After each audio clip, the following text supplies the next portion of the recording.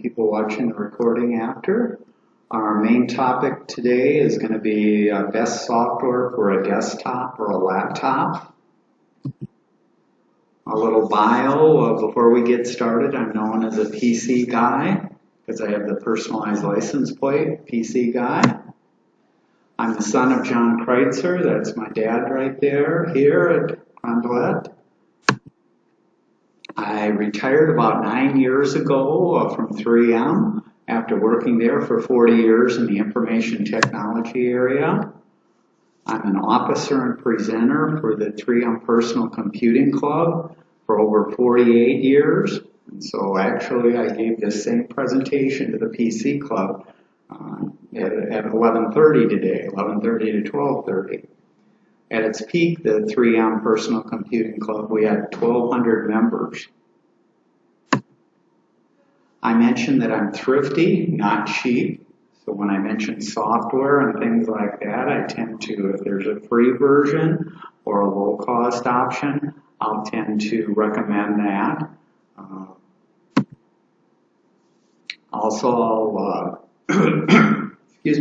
I'll mention here that I do one-on-one free tech help. So if you do want personalized help or have a question, there's 30-minute time slots. I usually do it the first and the third Monday. I do it, and then resident here, Tom Strom, does it the second and the fourth Wednesdays, 2:30 to 4:30. You can sign up at the front desk or call 5000. The next one, I give these learnabouts every month. The next one will be on smartphone security tips. And that will talk about how to make sure that your phone is secure and backed up and passwords and how you should set up the phone there. That'll be on Wednesday, October 20th. Also, along with my dad and my sister and my brother-in-law, we do a Fix-It clinic. We just got done with one earlier this week. And so our next one will be in about two months. So in September, we'll schedule one. And those you sign up at the front desk. And you can bring appliances, anything that's broken, or if you have a quick question on technology, we'll also try and answer it within the 15 minutes there. I show here the Carondelet website, and out on the Carondelet website, there's an entry called Tech Help. I created out on their website, and out there you can see a calendar of the meetings that we talked about, but also is if you ever want to revisit a past meeting, both the recording of the video and the handouts are out on the website. And so if you just want to revisit one or missed one, you can go out there at any time. There's also a place for frequently asked questions, and you can ask a question also. I was a bit dismayed. For some reason, I had to go out to the Carondelet website on Saturday. I was looking for a past presentation I had done, and the website was not functioning. I contacted them here, and they got back to me on Monday and said, well, Presbyterian Homes is going through and making changes. And so they actually had a Presbyterian Homes that started putting the information for Carondelet in Presbyterian Homes, and it shut down some of the others, but they weren't supposed to shut down the others until October. So there's supposed to be this transition. So we'll see if the website isn't there or you run into a problem, let me know and we'll get the information to you one way or the other. Okay, let's get to our main topic, which is best software for the desktop and laptop. And it's a little bit different than what you have for a phone or a tablet, because you have these apps and things like that on a desktop and a laptop. you're usually dealing with either websites or software that you install on the computer. The format of the meeting today, we will move quickly because there's lots to cover. I'm not going to get into a whole lot of detail on some of the software, but certainly if you have a question, raise your hand, and we've got a small group. We'll try and answer it. And if I can't answer it, we may put it off to the end just so that we can get through everything. And we may not get through everything. There's a bunch of list of popular software that we aren't going to get to, but it's listed on the handout there. And everybody should have a handout. It looks like everybody's got a handout, but if you don't, they're in the back there. The list below contains software and sites to do most of the tasks that a user needs, and best of all, most of the packages are free.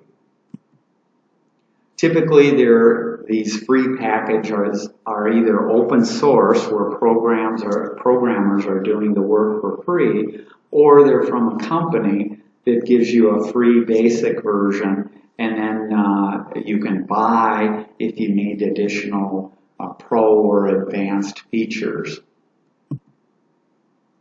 I recommend you start with the free version on almost all the software if they do have that paid version there, to see if you really need the pro or advanced versions. I have a Windows PC, but almost all the software that I talk about is available for the Macintosh, so it's just different flavors there. Most software and sites are free, except where I list the $ at the end of the software there.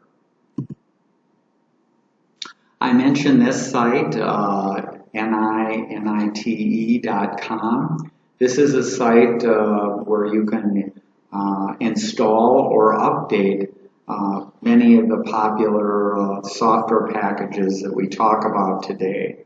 And the advantage of this is they don't come with what's called crapware or bloatware, which is ads and additional stuff trying to sell you things. So this site, you go out and you can pick, I know you can't read everything here, but you pick some of the popular software and you can install it if you've got a new machine or haven't used this software in the past, or if you have used this software in the past, that software may be running an older version, in which case you want to make sure that you update it to a more current version, and this will update or install all the stuff.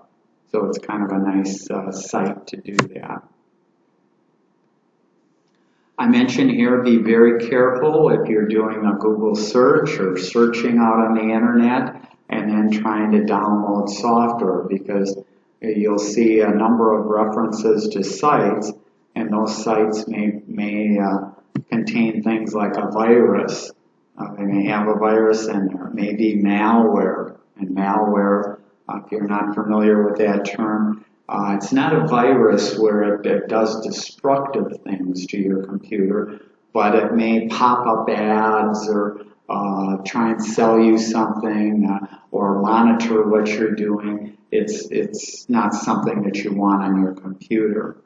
Also, if you do these Google searches to download software, you may be finding old versions of the software. You usually want the most current version, and I'll recommend a site to go out to, or go out to the vendor that makes the particular software, and if they have a download area, download the software from there. So this is the site that I recommend if you don't go out to the vendor site to download some of the software that I talk about today. It's called www.download.com. It's by the company CNET or PC Magazine, but also they have Mac versions and that out there too. It works very similar to what you see on the app stores for your phones or tablets, where you go out, you can do a search. Like in this case, I was searching for IRFAN view, and it comes back with these different versions, just like the app stores, and then it'll have some information. So this is the reviews and the score that people have rated this package. This is the cost of the package, in this case free. If you click on it, you get more detail, and this is how you can download and install it with the button there. Now if you use this button over here, you're probably going to get ads and other information. So that's where you kind of have to read the screen a little bit and make sure you're clicking on the right thing. Excuse me. And this has information about the package itself, some of the updates, maybe some examples of the screens, examples of the versions, example of the number of downloads. So in this case, this has been downloaded 8 million times. Well, just like when we talked about apps, you don't want to download an app that's only been downloaded, let's say 100 or 1,000 times. You want an app that millions of people are using. That shows its popularity there. This is another site that I recommend. It's www.alternative2.net.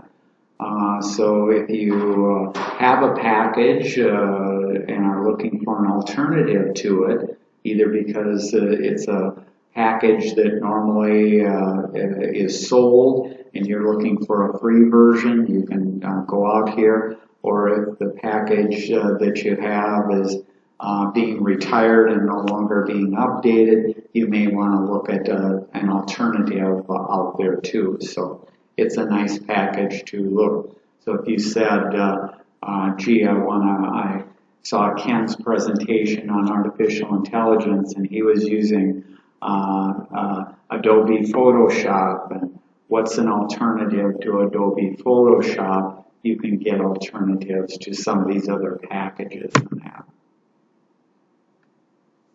Okay, let's talk about some of the packages that I use personally myself, and also for the most part, these are also very, very popular pieces of software that people have on their computer or can use for certain functions. The first one is this RFAN View. It's a fast image viewer. It'll let you convert from one image type to another image type, change the dates, do screen captures, and it's compatible with many image formats. Another package I use, it's called FreeCam 8, and I use it to record. You can either record the entire screen or any part of your screen and the audio and put it in a video, and that video can then be uploaded to YouTube or saved as a video file. I use it to record this meeting here, and that's how I make it available. But I also use it if somebody says to me, how do I do this particular function, let's say in Microsoft Word? Well, instead of trying to type and say all the things to click and what to do, I can just record the screen and talk into the screen and say, now go up to the headings, click on this, select this, and now there's a video. I can put that out on YouTube for free. I can send the person the link to the YouTube video, and now they have a full description of how to do what they were doing there. Okay, this is a package for doing audio editing and a recorder. It's called Audacity. It also lets you do effects along with mixing and multi-track if you're into a lot of audio recording. Personally, I've used this. I had over 1,500 records and I wanted to digitize them and make them available. And I use this package to digitize them, to clean up some of the clicks and pops and put the information on there. This is another package in the creativity. It's called paint.net. It's the closest thing to Adobe Photoshop where you can, where it's free. It's free to use. It supports, if you were at, again, Ken's deal where he was showing some of the stuff of taking a person and moving them and things like this. This package lets you do that also. It uses layers, has many effects and many tools. It is a complicated package, like Ken was showing. Adobe Photoshop can take maybe 6 months to a year for a person to learn how to do some of the things, because it does have a lot of capability, but with that capability comes some complexity of what you're doing.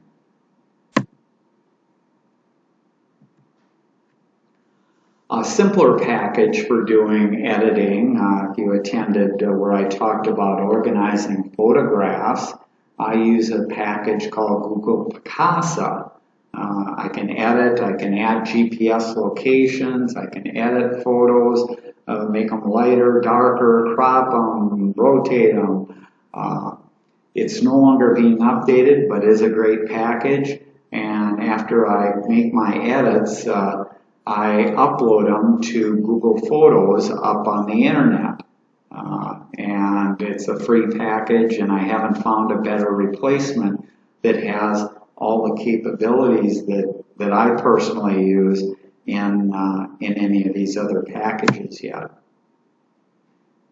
And then, as I mentioned, I do use Google Photos to share my photographs with family and friends, to do some simple edits, and also to back up whenever I take a photo from my phone or from my tablet. It's automatically put up on Google Photos there.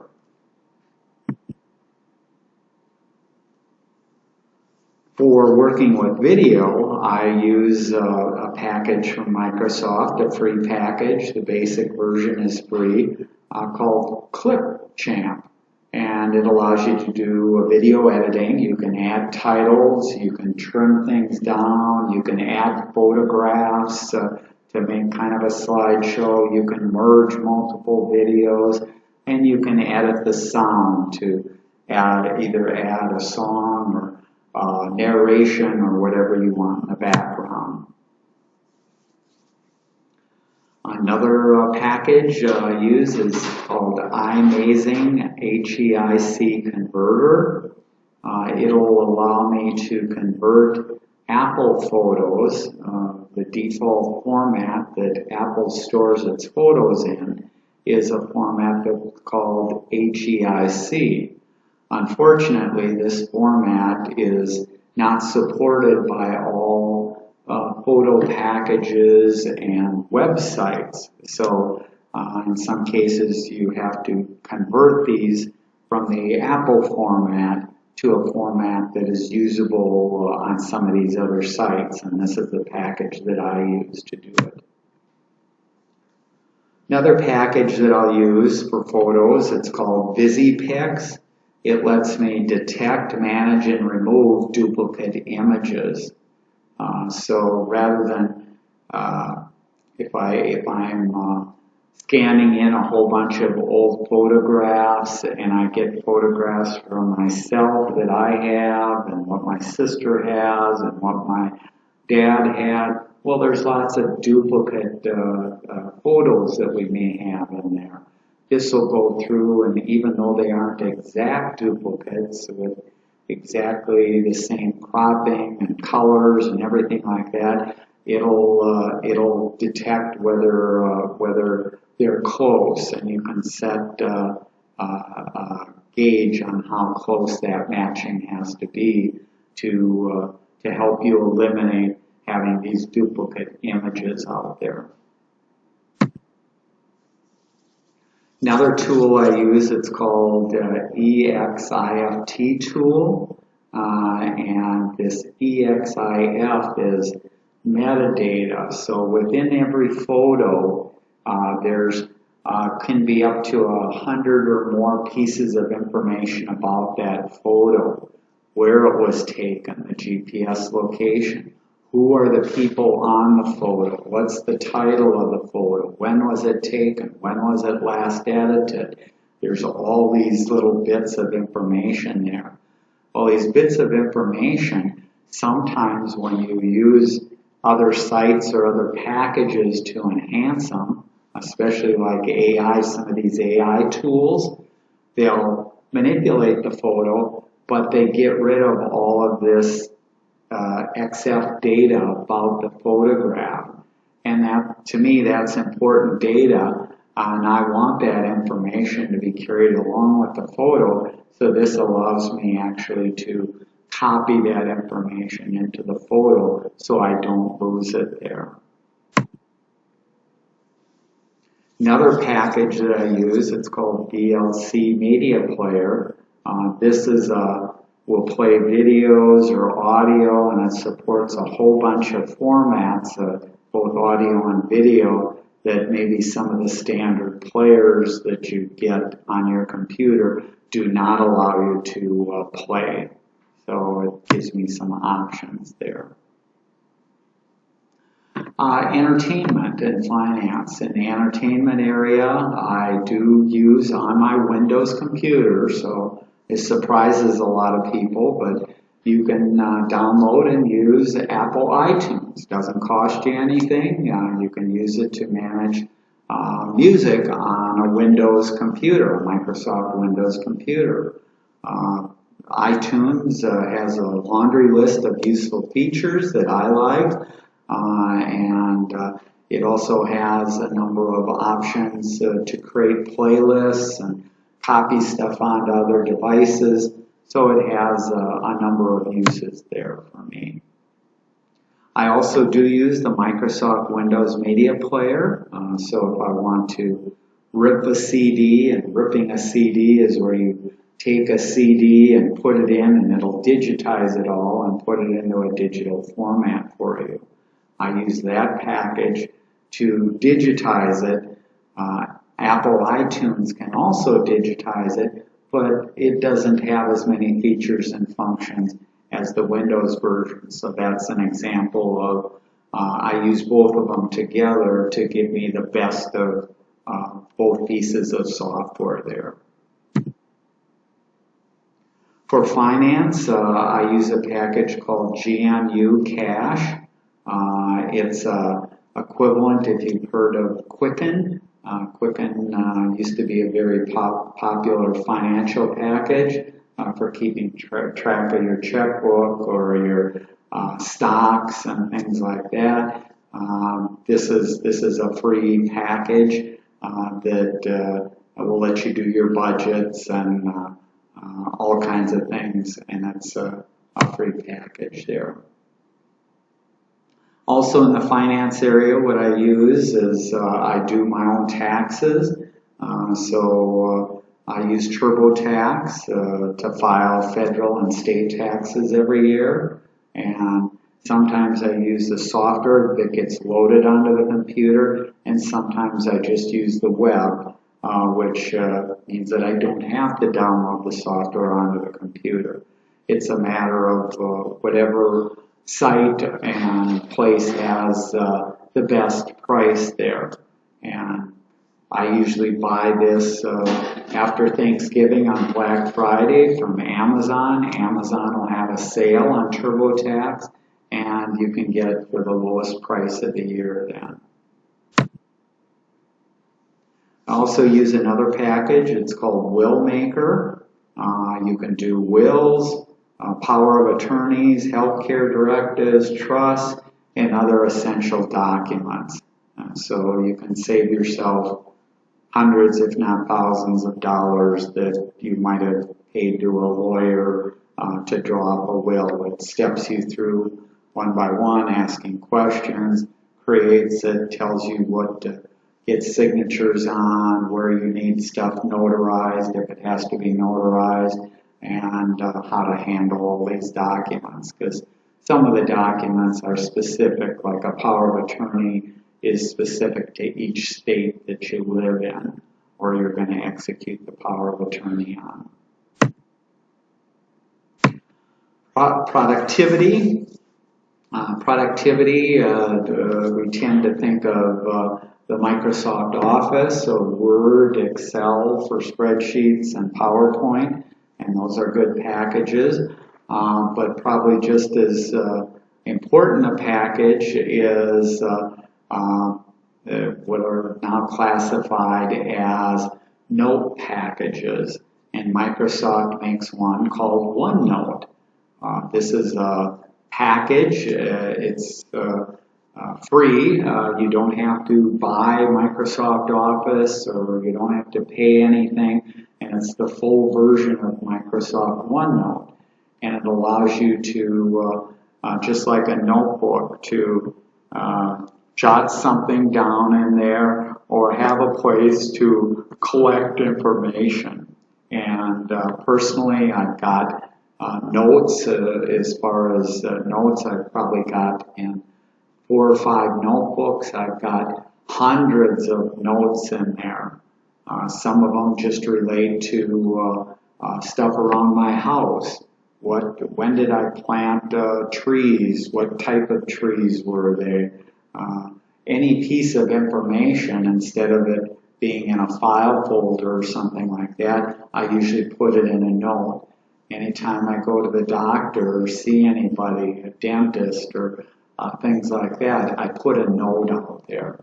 And it makes it very easy to add to the note. You can put in images, you can put in video, you can put in audio.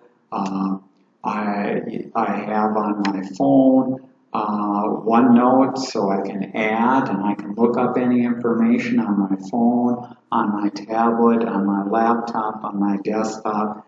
I can share all that information. Is with me all the time wherever I go. Another package that I use on my computer, it's called MyHeritage Family Tree Builder. So it's a genealogy package.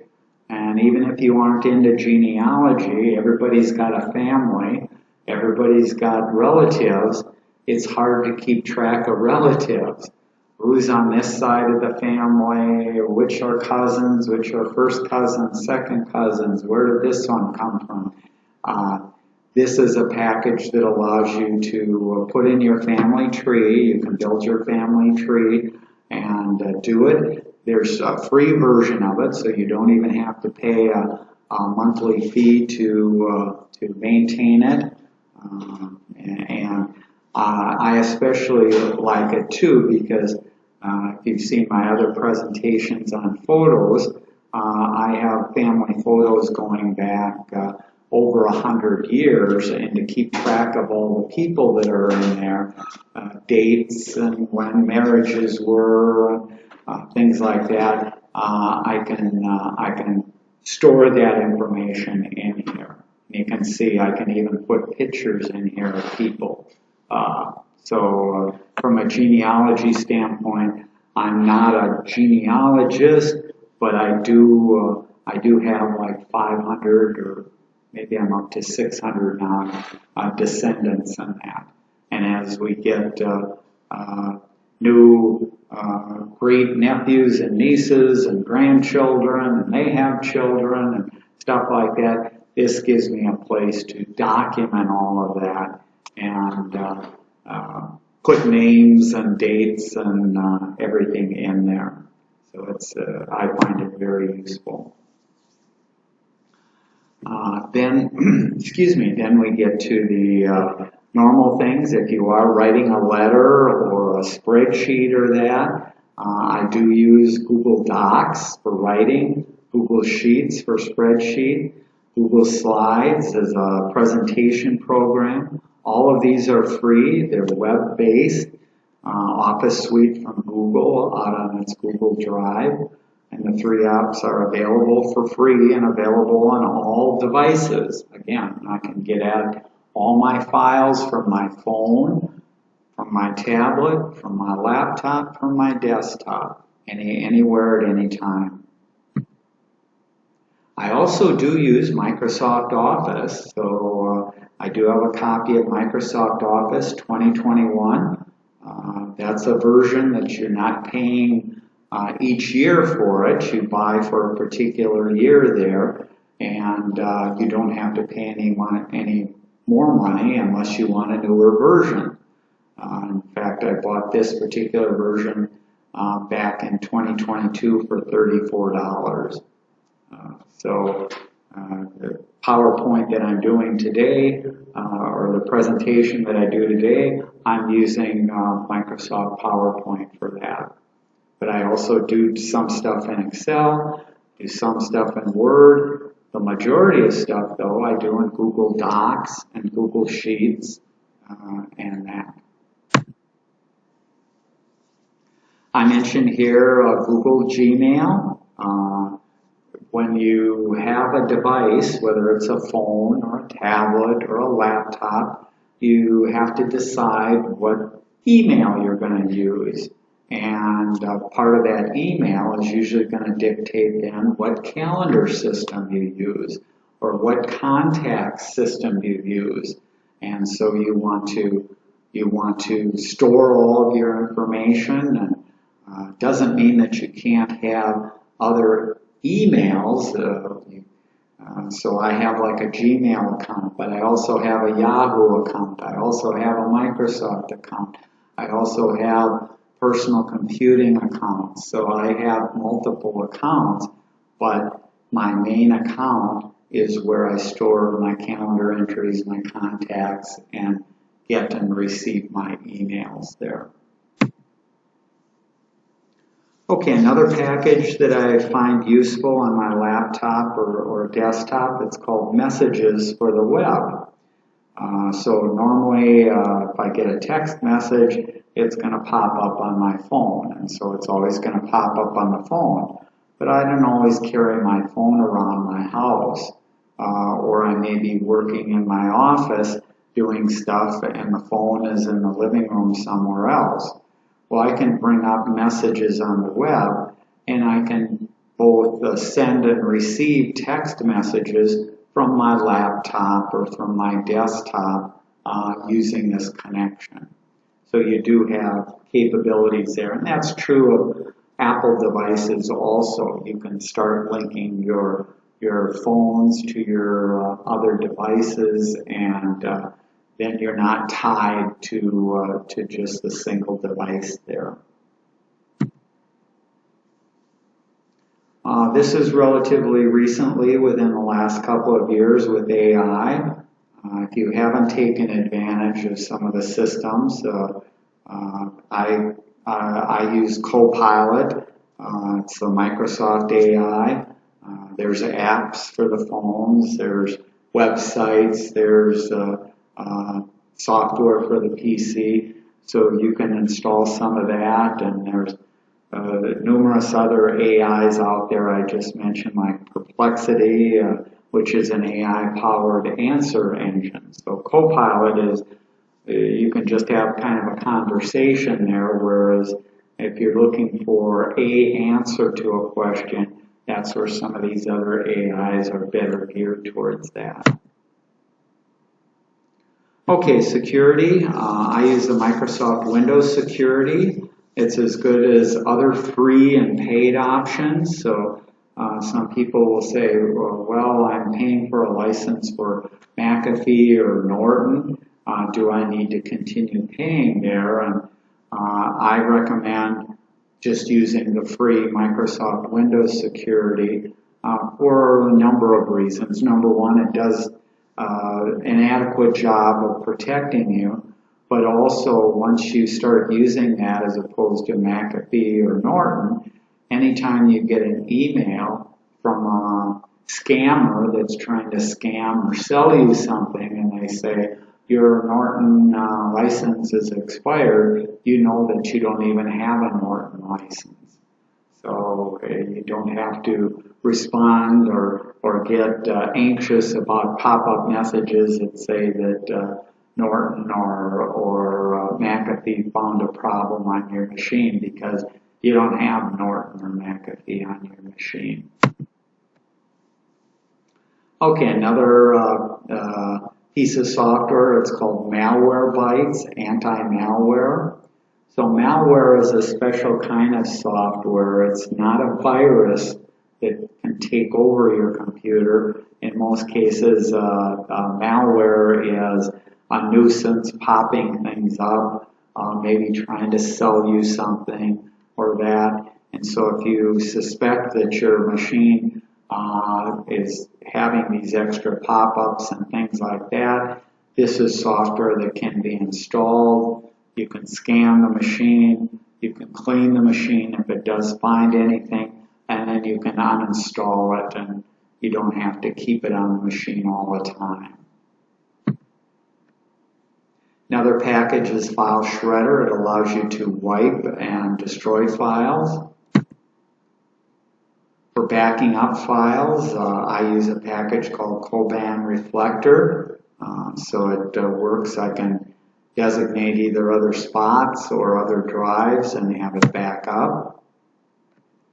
I use an ad blocker to cut down the number of ads as I'm browsing the internet or that. It's the world's most popular browser ad blocker, and it works on the Edge, Chrome, and Firefox.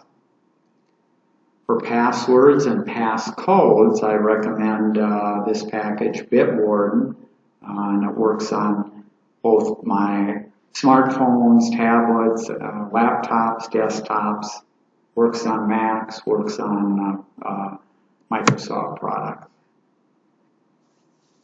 Travel and utilities, Google Earth. You can investigate the world from city streets to ocean depths.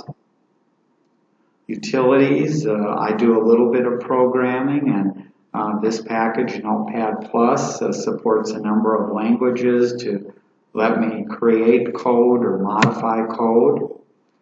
CC Cleaner lets me clean up things on my Windows machine. It'll zap temporary files, log files, cookies, browser histories, old register entries, and even wipe space clean. ScreenPresso is a screen capture that lets me edit, do a capture of an image on the screen. But not only can I capture, but I can highlight things, I can blur, so if it contained personal information or that, I can blur out things before I send that graphic or whatever to somebody else. Undelete 360, it lets me restore files that I may have accidentally deleted, or if somebody deleted, whether it's on their computer, a flash drive, an SD card, or a camera that they have. Belarc Advisor is a tool that lets me do an inventory of both the hardware and the software that may be on a personal computer.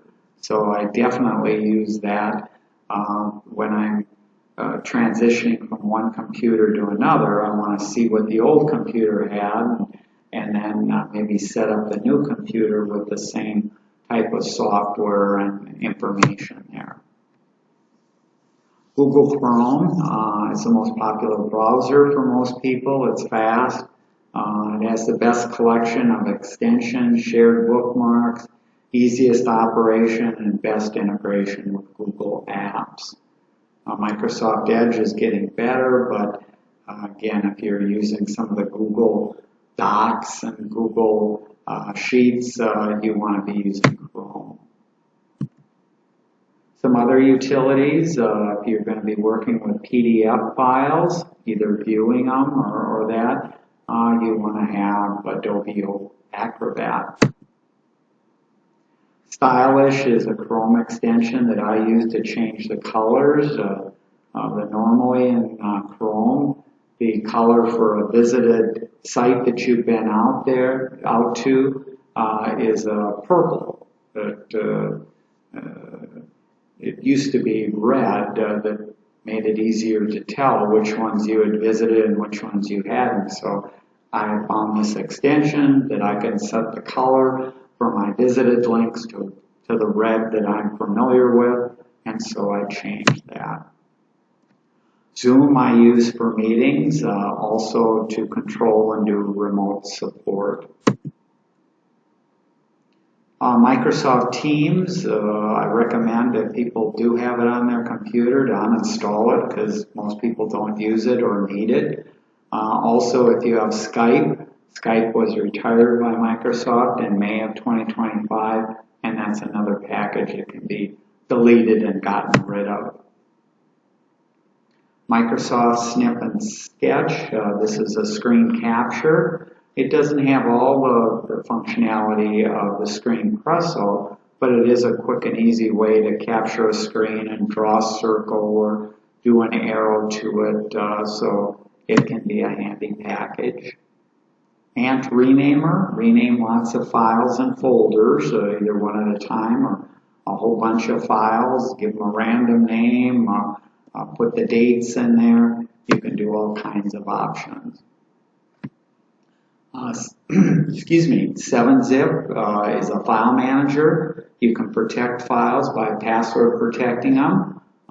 So that's an additional way if you want to store stuff and make sure that somebody else can't read it or see what's inside. This is a list of software from downloads.com, the most popular software there. And you can see there's various packages for virus scans, and we won't go through all these, but if you're looking for a package to do a particular function, certainly you can check out the list there and see if that's something that you might be interested in at trying, because all of these usually can be tried for free, and then if there is a paid version, then you can subscribe if you are going to continue to use stuff there. Okay, that covers the list there. Questions or comments? Yes.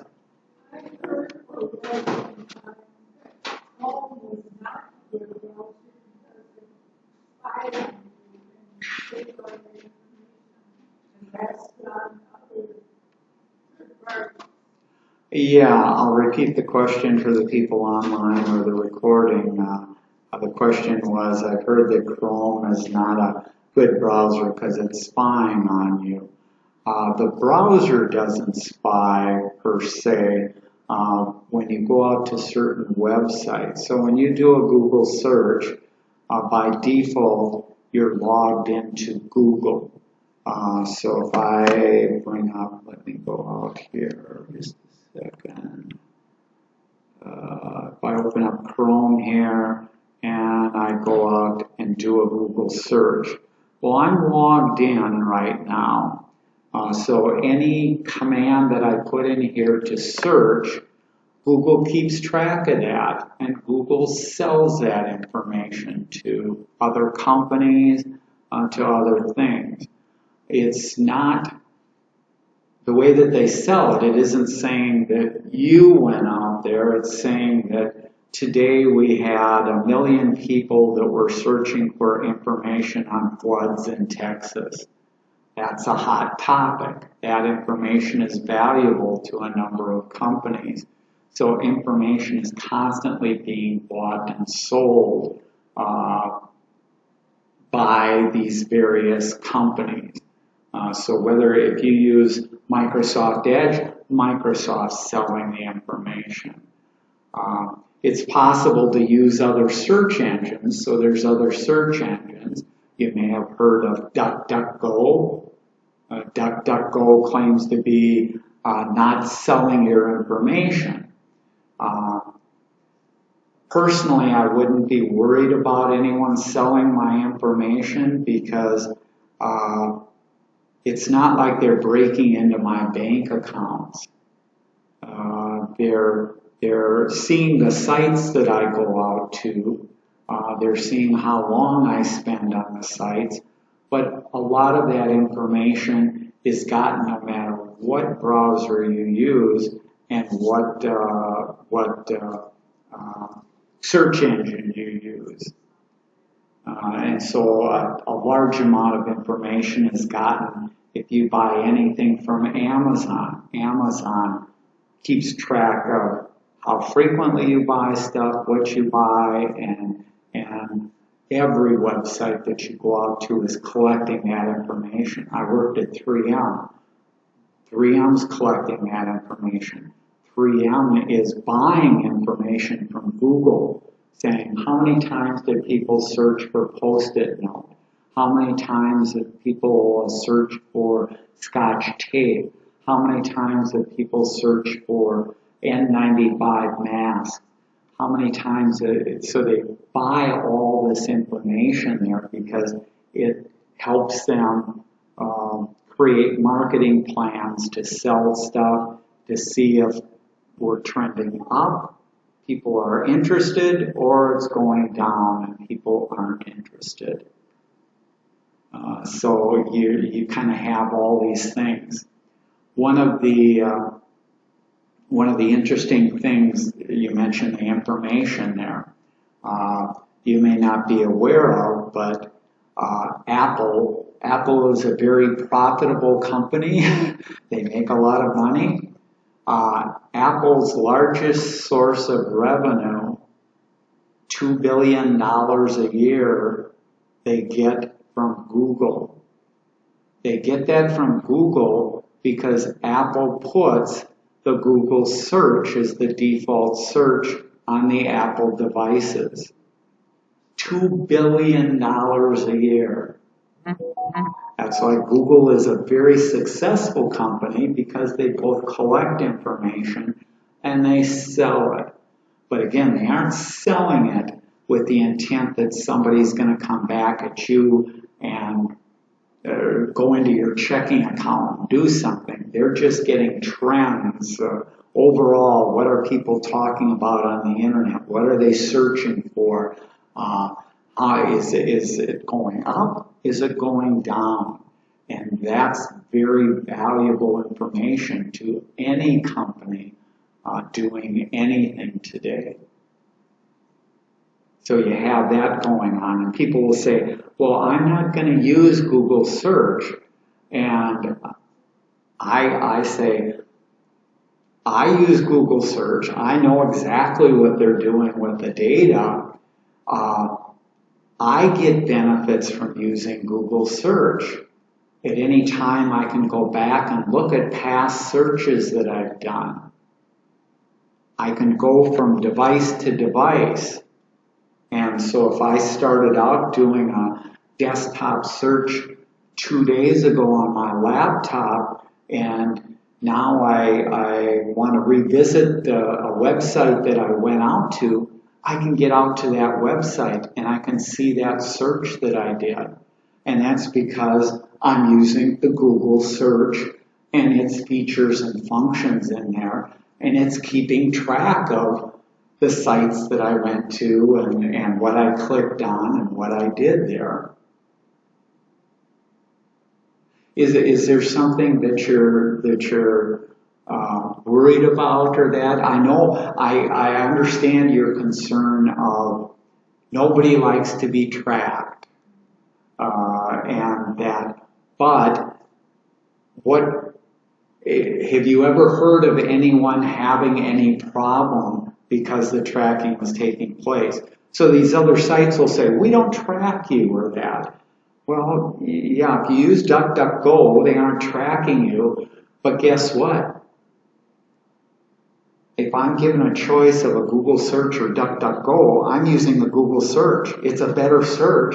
It has more information. It has all these hundreds of features built into the background for myself. Yes, it is collecting information and selling it, but frankly, you know, if the 3M company saw that I was searching for Post-it notes, I don't care.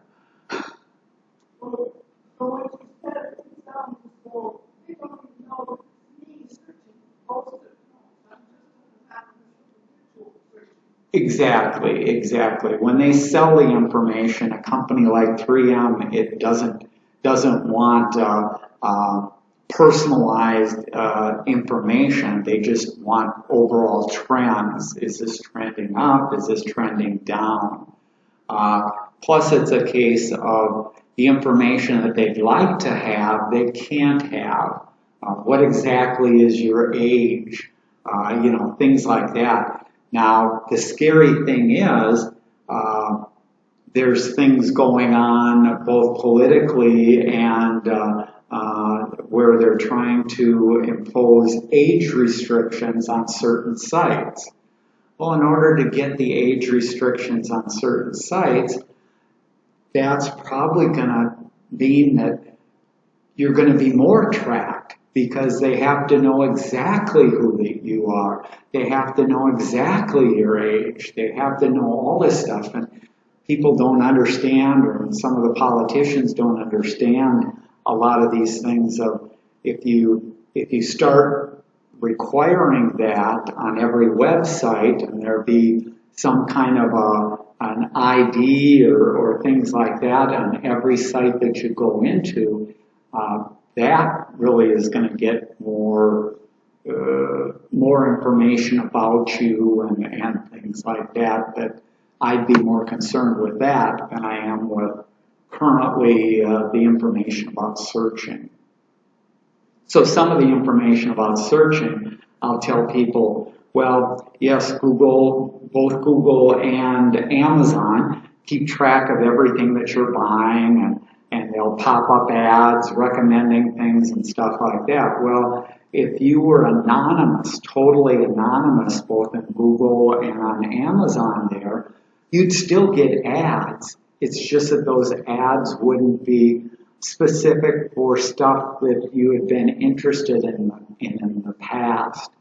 And so if you, let's say, like or have a cat, well, you're going to get cat ads. Now, if they didn't know that you had a cat, you'd still get the same number of ads. It just wouldn't be for a cat. It might be for Joe's furniture store or this other thing that they're trying to sell. So in a way, I tell people, I say, the fact that they know something about me and pop up some of these ads, I'd rather have an ad that might be of interest to me than a totally random ad for some product that I'm never going to buy and never be interested in. But I understand your concern, and believe me, you aren't alone. A lot of people are, I don't want any of this tracking, and I don't want any of this stuff. And what's one of the sayings? The sayings is if you're not paying for a service on the internet, you are the service, because they're collecting your information. Google makes billions of dollars. That's why it can pay Apple $2 billion for using the search there, because they make money. That's the way they make money. And they're making money off of, what, everyday people doing searches. But if they weren't making money, we wouldn't have a lot of this stuff and features. Yes? So a question about the bill maker one. Yeah. So you mentioned that, for example, power of attorney varies by state. So that tells me like forms are different or something. So how do you know that a free package like Willmaker is a commercial package, so it isn't free, but when you go into it, it'll ask you what state do you want it for, and then some of it's just the wording, and some of it's this state requires it be notarized. This state, it only has to be witnessed by 2 people. It doesn't have to be notarized. So it's things like that that the laws can vary both in wills and in power of attorney, but wills are pretty well standardized there. And there are other sites out there where you can even get the power of attorney, the free power of attorney, if you go out to the Minnesota Department of Justice there. They have PDFs. It's just, it's kind of like if you ever have done filing a tax return, when you used to get the forms and you fill it out. Well, it's very complex, and you needed the instruction book to tell you, what to do. Then TurboTax came along and stepped you through, asked you questions, and based on those questions, would move a number from here to here and do stuff. That's the way these packages do too, is they start asking questions. You know, who are you doing, or what are you doing here, and stuff like that. And based on that, it fills in the appropriate fields. So just like in a will or a power of attorney, you don't have to fill in every field. You just need the right fields for what you're trying to accomplish. And that's what these packages are good at. And if you just download the PDF from the state of Minnesota, you may have to talk to an attorney or talk to somebody to make sure that you're filling in the right fields or put the right information in there. Okay, other questions, comments? And there's a ton of packages and different things out there. So, you know, I'm sure you're familiar with on a phone or a tablet, you go out to the App Store and on whether it's Apple or Android, you've got over 2 million apps out there. So there's apps to do almost everything under the sun. Some of the apps are good, some of them are awful, you know, and you don't want to waste your time or you know, start signing up for an account or something like that. So that's where if you can find something that is popular and that can save you a lot of time and effort in the long run there. Okay, any last question or comment? Oh, you're welcome. Okay, thank you.